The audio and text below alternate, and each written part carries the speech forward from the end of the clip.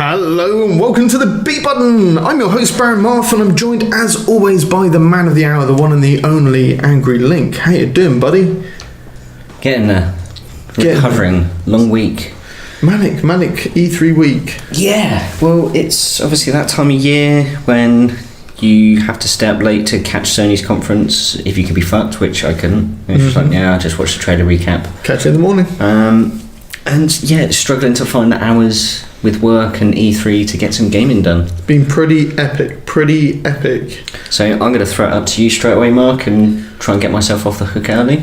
Damn. What have you been gaming? Did you get that stake in the ground, which, if I recall, was just basically to beat Tekken? Not get online or anything like that, you dropped that one. Yeah, so basically the end boss is Kazuya, and he was just giving me no end of shit. Well, to the point that we ended up having to fill out a beef with... Look, he's a prick. He's a fucking cockbag of a character, yeah, and he fucked me over many times. He fisted you hard. Honestly, the amount of times I was playing that and I was like, yeah, now I've got you, hold it, wait, I'm just going to do the super move which kills you in one hit, make your combo. There's my slack asshole. Well, fuck my ass, there he is, he's done it again. So, yeah, quote the week, fuck my ass, there we go. But yeah, no, I did beat him. Tuned the difficulty down, or was it? No. Just stuck at it. Stuck at it so it emotionally broke me. Well, it continued. The next question I was going to ask, obviously, it posed a question that popped in my head was: is it better to ask how many minutes it took or how many attempts? Oh, minutes, I have no idea, because there was loads of like fuck this sort of moments and walking away. Attempts probably just the same. Yeah, I have no idea. Huge quantity though. Lots of just being cheesed, and also lots of getting my ass kicked as well. Just being like, I'm not good enough. Yeah, you've had the moments of self-doubt, and I went back to the training. I was going to say, you've had your Rocky montage. Yeah, I did. So I went back and I montaged it, and I learned some additional combos. And I was like, right, it's low hits now. let's get my ass handed to me some more, and finally, okay. The one that we were talking about last week was that a lot of the time you go into these things and it's just like, nah, have you got the determination and the willpower to stick it out till it gets to the point where we just feel sorry for you and we'll throw you a bone and let you pass? Yeah, it was basically a roll of the dice. There was no way it was an actual like, haha, I've beaten you, haha. So you've basically done the gaming equivalent of being kowtowed with your forehead pressed to the concrete outside of a temple. Yeah. Right. Yeah. How'd it go? Did you enjoy it? Did you enjoy your time there with your head pressed to the sand? That's the thing. Out of all of it, after this finally beating this absolute cockbag, it was just like, there, you're fucking dead, there, you fucker, this is video games, and this is not really what I wanted from video games. No, it was just like, fuck you, game. There was no, and then since then I've not played Tekken. I've been like, no, fuck you. Yeah. You're done. Fuck you. Take my 50 quid and you can fuck off. Yeah, that'll teach you, you know. So I'm gonna go back to Tekken at some point, but it's hit me hard, man. Yeah, to be fair though, I get like that with games. I can't remember what game it was. But yeah, it was very much a sort of 7 month later kind of situation where it's like, I probably should go back and finish that. Yeah, I should sell that shit. Yeah. But obviously the week's been dominated by E3, goes without saying. Already sort of touched on that a little bit, so we're not going to sort of go into that in too greater detail, but I can finally say, thanks to E3, what I've been trying to get onto this week was Sea of Thieves. Yeah. So, people have seen it now. It's out there. I know I can talk about what's been seen at E3. Yeah, so the new builds. Yeah. And there was quite a bit. There's quite a few new additions. Obviously, the Storms. I mean, that E3 video did show off very, very well. Yeah, it did take all the finest, best, ultimate points that never happen over the course of several hours. And then allow us to get shot out of a cannon. Yeah, and it was, as soon as I was like, oh my fucking god, where's my Xbox? Where's my Xbox? Load it up now. Pretty much it was. Just make sure I'm updated, because I didn't get on until Wednesday of last week. Yeah. Because of E3, and it was like, right, finally, there's not it's now just the show's opened. That was the sad thing, isn't it? It was 3 days of, oh wait, E3's not even started yet. Yeah, this shit is on. What's going on? Pre-E3. This is the leak time. Yeah. But so yeah, not a great deal of gaming. But what I would say I did hit came out Friday. Arms. Yeah. So I've been trying a bit of Arms. Controls are. I'm not at that point where I'm like unagi with them yet. Yeah. I haven't sort of like. Speaking of which, found my momentum. Obviously, they've been offering a lot of people the opportunity to get involved and play the game before it goes live. To the point that they've had at E3, they've been doing these test punches, and obviously the best players, they've been invited to E3 to do this Nintendo tournament. Yeah. So obviously you've got this guy, he's gone through, he's shown his Rocky montage skills and fought his way to the top. Yeah. Now he's going to get his chance to fight Apollo Creed, as it were. Yeah. And obviously being the producer of the game, and he got his ass handed to him. And just the producer's like, yeah, take that, and that, and that. But this is the guy that's basically learned and told people how to make the game. So. Yeah, like I can tell you one thing right now. If I played anybody on that game, I'd get my ass whooped, because it's the whole thing about you hold the controls and then lean them left and right to move back and forwards to back and forwards, and then the top shoulder buttons are like jump and dash. Yeah, and then you throw and twist to sort of like curve the punches. Yeah. And I thought I was doing it, and they're going off in the opposite direction. I'm thinking, is it me? Have I not got my head around this yet? Have I got the controls in the right hands? Have I got dyspraxia and I'm just flailing around everywhere? I don't know. So, but yeah, no, I'm trying it 2-player co-op as well.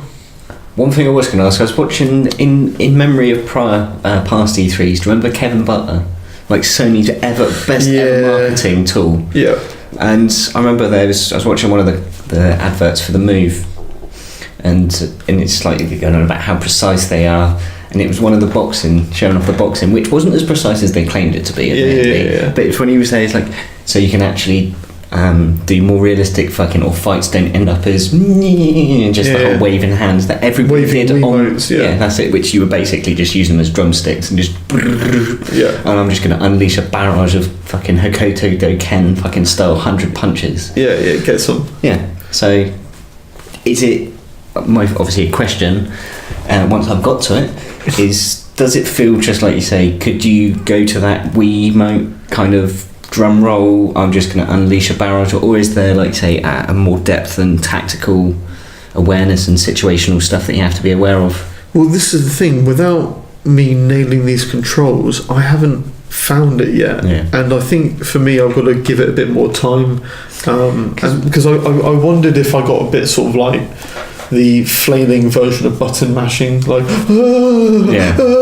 it's sort of fighting, It's the kind of thing that once that you think, before you get taught how to fight, this is how you fight, and then you get taught how to fight, and like, oh man, now I see what I was doing wrong. Like totally wrong. I was basing my fighting on Street Fighter and Mortal Kombat. The reality is boxing is what's probably gonna make you survive. So I don't know. I think I've got to sort of adapt myself to the game. Once I've got to that, find the groove of it. How much time have you spent with it though?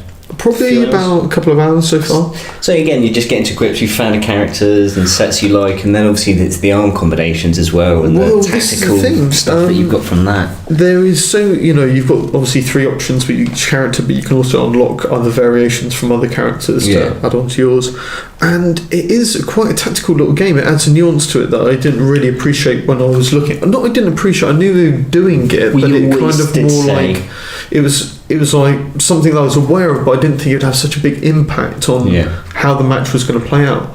But when you see, like, you've got some big fat enemy and he's got some, like the mummy, and he's got the big beastie purple balls which basically smash through everything, you're like, I'm going to use that like bird or boomerang to sort of nip in and smack him in. It's amazing. It's good. So the one thing that when we've talked about it prior, obviously at various announcements when they showed off the direct stuff, or when they did the Switch Direct and they showed it off properly, the one thing we always did say is it going to have the depth and because they've been pushing it as an esports title. We've seen all over E3 with Nintendo and the Treehouse stuff that they're really pushing their esports and the Switch side of things. So it does seem to have that depth and mastery that these kind of games need. I think if you can get past the controls, and I know I keep harping back to this because I haven't stepped over that line yet, but I think once you're there, it looks like it's going to get quite a tactical. I think it'll get like a little cult following, and so very much like Splatoon. Yeah, I think like, so. Is that niche that is 100% behind it. People who want these sort of games in Nintendo land. But to be fair, they like looking at some of the reactions of what's been announced at E3. It seems a lot of people are looking forward to those kind of games, though. People are thoroughly eating them up. Everybody is. It's when they're in a serious conversation. It's. I look at it like this. I see this sort of image that everyone's in a cocktail bar or in a bar, and they're all talking about video games because video games are mainstream. This is a serious thing nowadays. Yeah, that's right. And they're talking about the Xboxes and the Sonys, and but PCs. That's the way forward, and all of that. And they're having this very serious conversation. Yeah. And then somebody brings up, but you can't forget Nintendo, and everyone scoffs and it's for kids. But then when each of those people get home, they go home, they see their son, daughter, grandchild or whatever playing on the Switch, playing Mario Odyssey or whatever, or Splatoon, and they sit down and they're playing and they're giddily playing and giggling along and enjoying themselves and going, yeah, you just can't fault them. The thing is I saw an interview with all of the staff from IGN who attended E3, and they were asked to name what one game was like that. And bearing in mind, there's been some massive reviews, huge reviews, megatons, and every one of them said Mario Odyssey. Yeah. Amazing stuff. ARMS, I would say I'm going to get stuck back into it. If I can get my head around it, then I'll be back and I'll be like, right, ARMS is the balm, or it's anal warts, don't touch it. Yeah. So Lynn, what about yourself? You set yourself a little target as well, if I remember, which was complete a trophy which gets you 100 hours into the game, or basically you've got to beat the game. Do 100 hours before you complete the game. Yeah. And which, in my naivety, do you know what? E3's around the corner. There's hours and hours of content to go through, and conferences and videos and articles to read. Never gonna do it. Yeah, let's put another, because I think I was about 35 hours away, sort of a good sort of 6-7 hours a day. So as you can imagine, that's completely done. Yeah, not a fucking chance. There's no way. No. But I've discovered a few things. I've been doing a bit of research, finding out how to, because I've also said last week I'm determined to platinum, because they're all very achievable trophies, so I'm going to platinum them, the fucker. And I've been looking into what it's going to take to get all of these, and I've discovered that this trophy, it's just merely 100 hours once you get 100 hours and then beat the game. Obviously beating the game involves beating the final boss. It doesn't say you have to do it on the first time round, and you can replay the bosses. Right, okay. So it's a case of I'm just going to mack it out, grind through it, grind some other trophies up. Yeah, just enjoy Mac the boss once you've done 100 hours. Well, I'm going to mack the boss. No, but I mean revisit him and then just that's it, because I've got loads of online multiplayer stuff to do. You'll be some XP done at that point. I'm thinking. I'm even to the point now. I'm thinking of starting some of the multiplayer stuff now. Because I'm on the last area. I've just got to do a bit of hunting for some legendary weapons, do some farming for some materials to get one of those said legendary weapons up. I just want to clarify one thing on the stake in the ground.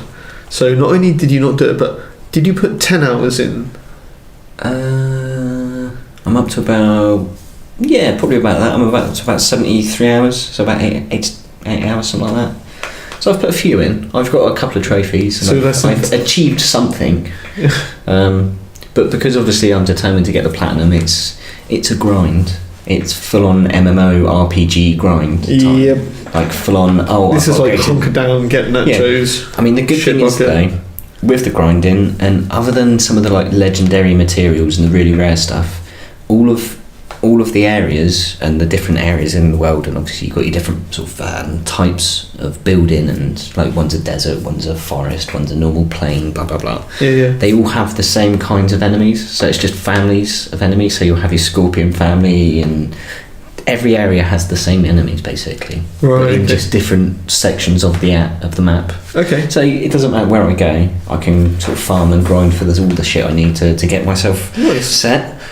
But yeah, I mean, it is just trying to keep up and just sort of chipping away at a steady pace, because with various updates, and this is obviously before the season pass DLC, which I haven't bought because I thought, yeah, let's see what's what. And let's do 100 hours in this first. Yeah, that's it. Great.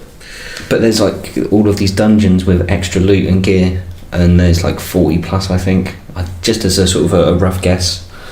So, man, you've locked down big on this game. I do like my RPGs and action RPGs though, and it's not in depth and Diablo-esque in the sense of how many stats have I got to check to decide if I want to keep that, and you end up just keeping everything because it's got like 2 or 3 things that like, that's really fucking cool, I've got to keep that.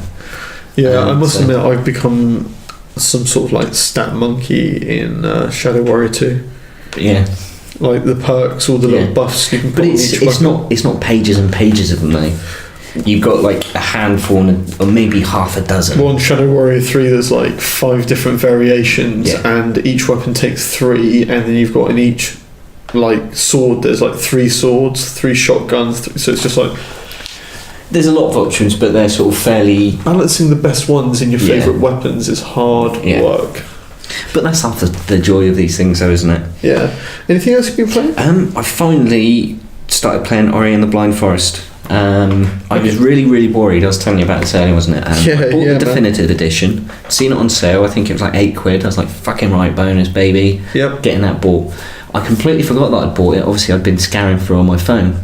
Right. I've now come to a conclusion. I just could quickly interject something here. I'm going to stop buying games via my phone, because the problem is it doesn't download it instantly on my fucking console, and I forget that I bought it. Damn it. So I've gone through my libraries on my Xbox and on my PlayStation 4 and discovered games that I'd bought that I'd forgotten I'd bought and not downloaded. Yeah. Obviously Ori and the Blind Forest being one of them, but then obviously there was the second copy of Ori, just the normal edition. I was like, don't say I've been a cunt and just bought both of them.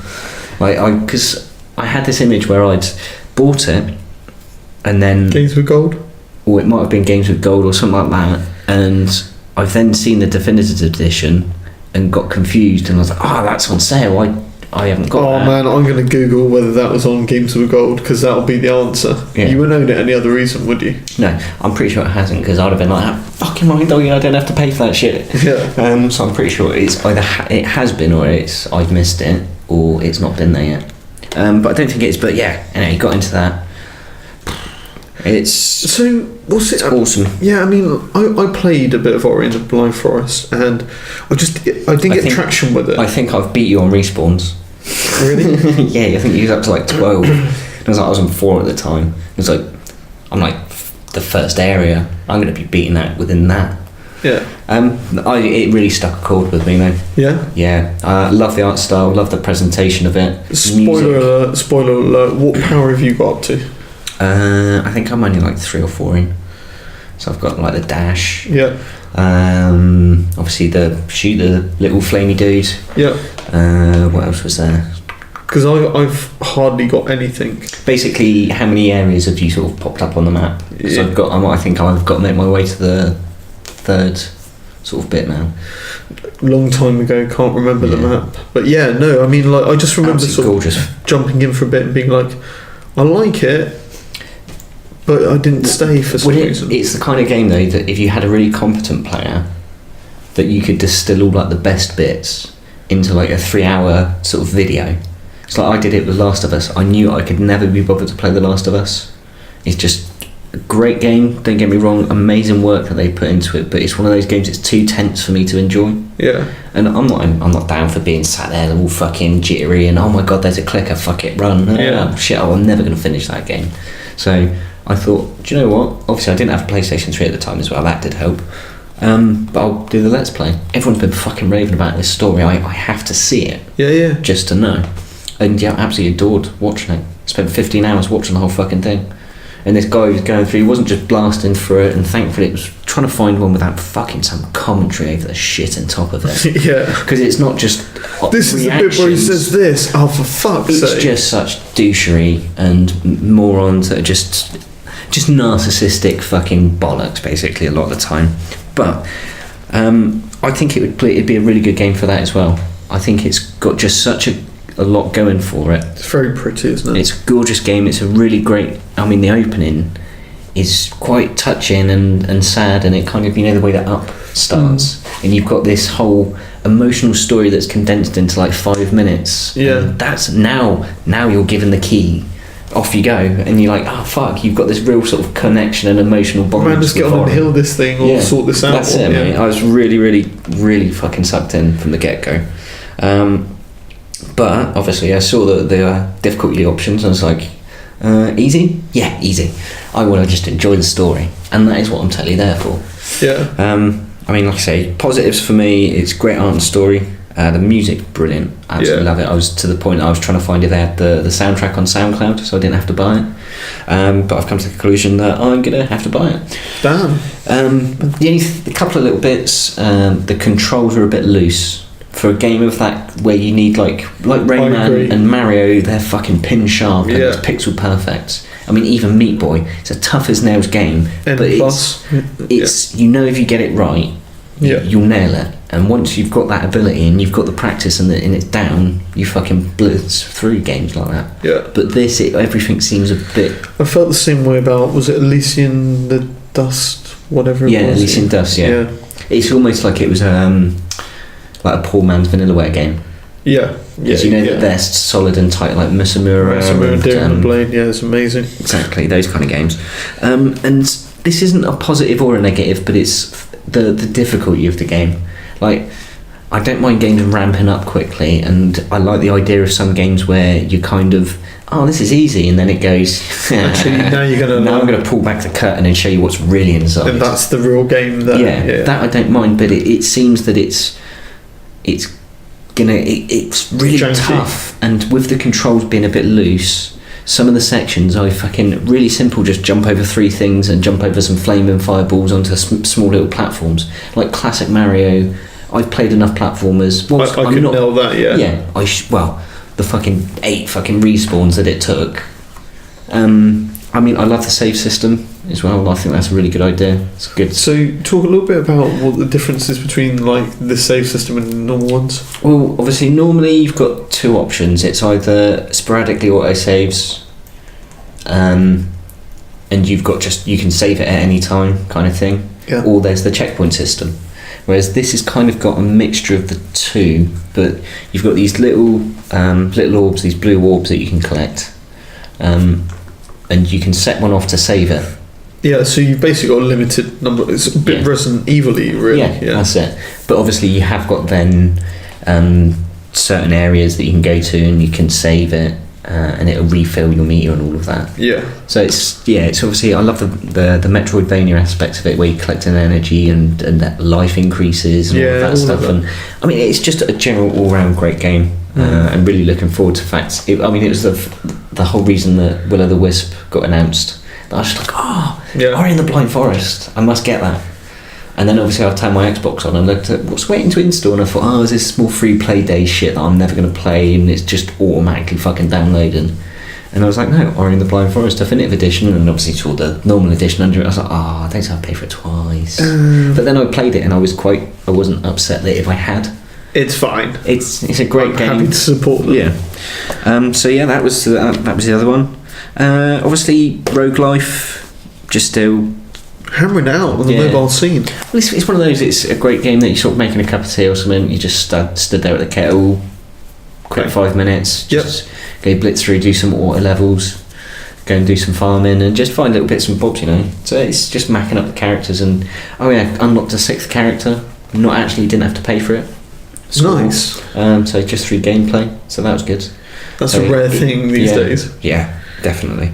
But no, again, still enjoying it. So I'm glad I got my 6th character, so I can just farm a bit more shit. Fair enough. But again, another one of my I'm going to buy games on my phone. Like to finish off the week, I sort of played it a couple of days ago for about probably for a few hours. It was Pixel Piracy. This is one that I'd seen on early access. Obviously, Rock Paper Shotgun is a PC gaming website. I know Rock Paper Shotgun. And I'd seen it on there. It looked really interesting. You build your own boat, you get your own crew. I think it's permadeath. Right. But it's really sort of a simplistic 2D Well, you can say it's kind of turn-based, well, not turn-based, but kind of action, but everything's out of your hands. You just sort of point and go there, attack that guy. It's not like Age of Booty sort of style, is it? No. But obviously with the islands, and you sail here, and you've got different towns and stuff like that. But yeah, so obviously it starts off, it's really simplistic 2D, but there's pseudo sort of 3D elements to it, and it's interesting. It's not the most groundbreaking of like art styles, but it functions and it's quite charming and it's a little unique way. Gameplay wise, is it kind of like board based or? No, it's all like you say. It's all real time. So you'll, for example, you start off with your ship. You've got no crew. It's a really basic ship. You can various towns. You've got obviously your taverns where you can hire more crew, weapon shop, mayor shop where you can learn different skills. So you can teach people how to fish, that kind of stuff, so they can get obviously more sustenance in to buy. Yeah, exactly. Like so you've got to worry about the resource management side of things, building. So obviously everything's done in a 2D sort of square-based style. So you've got a square for cannons, square for hull, square for walls, that kind of stuff. So obviously you've got to then go and crew the ship. There's a morale system that you can you've got to keep paying people. There's obviously the RPG upgrade systems of your crew, but you've got to.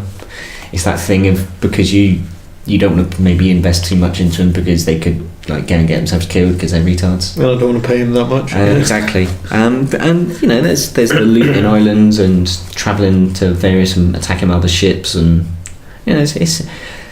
it's got me intrigued enough to pay for it, and the fact that I think it was like £2.50, £3.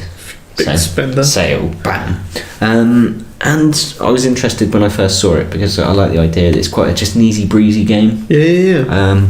It's nice when you got those sort of pick up and play sort of. Yeah. Well, it's a game that I can kind of just leave on and I can do stuff and not be having to fully interact with it and hold its hand every step of the way. I can go and attack that stuff. I can stay on the ship, send my crew off and go and attack stuff, and once everything's dead, let's go and get some loot. Great wide boys. And I can do other stuff whilst I can plan maybe, because that's the thing I've been doing as well, is rogue life is my gaming whilst I'm gaming.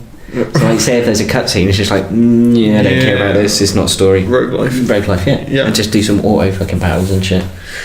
But that's pretty much the week sort of wrapped. Sweet. So look, you've got to make a little commitment for a little stake in the ground for next week. So what are you going to commit to? I'm sticking with Sword Art Online.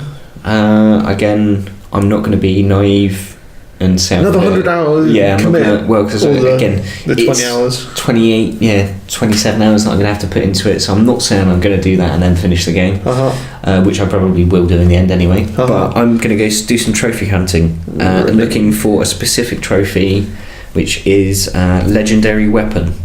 So I'm gonna give you 3 guesses as to what that entails. So yeah, obviously it's got a big bad boy legendary weapon, and it's going to involve farming materials because you get a base weapon and then you got to evolve it a few times. But luckily there was an update, and because it was so difficult to farm a lot of these materials, they sort of patched it so it's a bit easier, and then just said here's a bitch slap update. You take a load of cash to. Well, yeah. Here's the materials we need to get it at least one step of the way. Yeah. Enjoy. Scruff of the hair. Pat you on the ass. Off you go. Yeah, that's it. So just looking to get one of them settled. I think I might already have one in my warehouse, but it's just a case of getting the materials together. So I've got to do a bit of research, and hopefully that'll probably be done by the end of the evening. Fair enough. Well, earlier on you were talking about rogue life and how it's your sort of in between gaming game. Mine's Empires and Puzzles, and my stake in the ground for next week is to stop playing that fucking game, man. Isn't that kind of a backwards stake in the ground? Yes. Your stake in the ground is to not achieve something. It's to not play a game, yeah. Sweet. Basically, I've become like some sort of smack fiend for it. It's like, I'll be mid-conversation with somebody and be like, bear me 1 second. Out comes the phone. Just like that dog. Go, you shoot. It's loading, you can talk. Yeah, carry on. So I'm walking away from that game for a little bit, and I'm probably just going to find myself on King of Fighters 98. Yeah. So perhaps you should maybe sort of be a bit more broad and just say I'm going to put mobile gaming away and pick up some proper gaming. I'm going to return to console gaming. Yeah. There's my commit. You heard it here. You heard it here first, folks. There it is. There's my commit. Next week, definitely going to do console gaming. So maybe ARMS. Get the controls down. Man, that fucking game, yeah, I'm sure it'll be fine. It's just not clicking at the moment. It's just not clicking. I do hate when that happens with games. Yeah. It's not good. There we go. Anyway, there it is. Another episode of the B Button Wrapped Vote for another week. As always, if you like what you heard, you know what to do. Show us a like, show some love, subscribe, listen to more of the podcasts. That's the way the cookie crumbles. So from AngryLink, it's Adios. And from the Baron, I'm out. Peace.